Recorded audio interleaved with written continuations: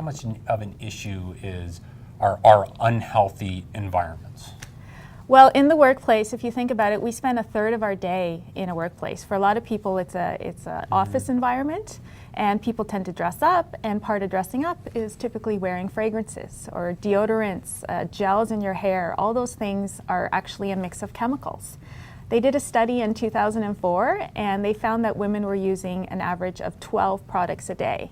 That's 168 ingredients. Wow. For men, it was 6. And that was 85 ingredients, but I imagine that that number would be a lot higher today with all the advertising aimed at men.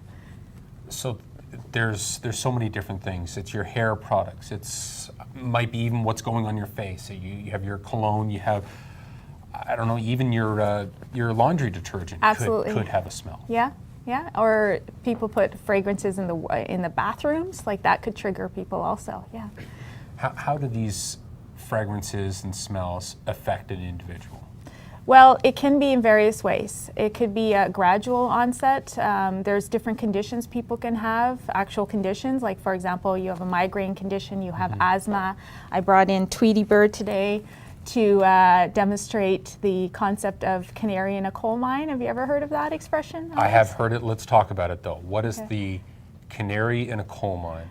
So miners used to go, when they went down working, there was a very dangerous environment. They were digging and they would come across gas, methane gas. So they would bring in canaries, and they were the early warning sign for methane gas. And when the canary keeled over, they knew they better get out of that spot. So you were kind of the canary at some point in your office that you were in. Can you tell me about that? Yeah, it was very unusual. It was a sudden onset that it happened to me. A coworker just walked by my open cubicle desk and I had a reaction. It felt like smoking a pack of cigarettes.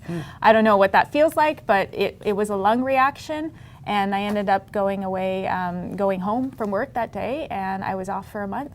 So that was, and now I call myself a canary in a coal mine. I'm an early warning sign for other people to know that yes, there are chemicals in the environment, and some people have very little reaction. In fact, they might not even realize they're having a reaction. They might have a scratchy throat, watery eyes, and they think it's the ventilation system or something else, but it could actually be something that's easily preventable, fragrances. What has it been like for you since then, going back to work after this and being, this person's wearing a lot of hairspray today, or this person's wearing a lot of cologne?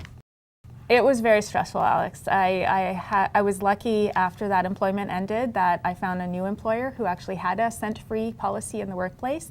But even then, there was always times when I had to speak to my fellow coworkers, had my manager intervene, had to go to HR. No going into the front of Sears. No, it's not a good idea. Like the number one thing for people who have multiple chemical sensitivities is avoidance. How have you since then, I guess, gone around and tried to help maybe other individuals? Well, this is why I started this company, is to try to educate people on the dangers of fragrances in the workplace. And I go and make presentations called No Scents Make Sense. I can help employers also put in a fragrance-free policy at their workplace, because there's so many benefits to everybody. Like even if you don't have an allergy or a sensitivity, you know, like there's scents that you don't like the smell of, and it's very hard to manage that if you don't have a workplace policy, because then it's like saying, I don't like your smell. Right? You even mentioned a pregnant person Yeah. who all of a sudden that smell kind of just triggers something. And it's maybe not that they've ever had that problem before, but now it's just... Absolutely. It can happen to anyone at any time. It could get better, but often what happens is it gets worse. And for employers, there's so many benefits. Like if you think about the amount of people that get headaches or just don't feel good. I mean, most people don't like being at work anyway, and now you're at work and sick, right? And if you imagine that day in and day out.